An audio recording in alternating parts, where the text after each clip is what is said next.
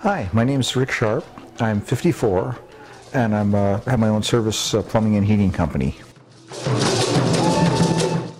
I was a new Christian at the time and I thought it sounded interesting, so I went with them. There's also an extreme feeling of satisfaction sometimes when you do something that normally you couldn't do. Like when you go on these trips, you think you're going to do X, and God thinks you're going to do Y, and guess who wins? I'll give you one example. The one trip I went on was to Uganda. Wayne had some kids he was supporting that were going into engineering, so we thought, I'm going to get them some engineering texts. I said, Wayne, these kids have to learn to read better. Like they're not even allowed, books are so expensive, they're not even allowed to sign out books from the school.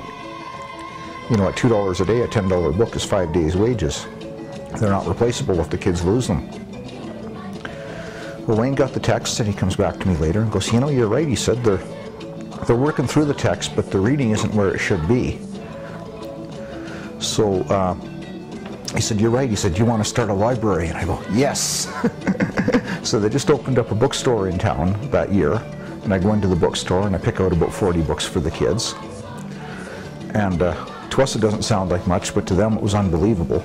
Next year Watoto came to Calgary, and I was talking to one of the girls, and I asked one of the girls, I said, you know below the village? And she goes, yes. I said, do they still have a library? And she goes, all the villages have libraries.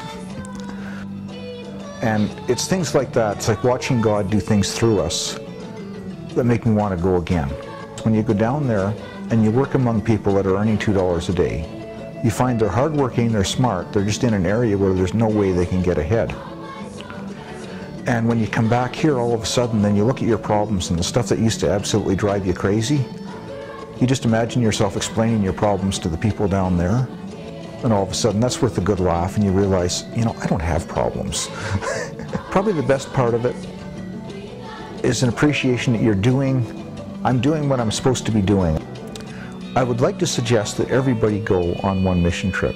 You may not be the way you're wired, and it may not be something that you enjoy doing, but even seeing it and experiencing it will change your life.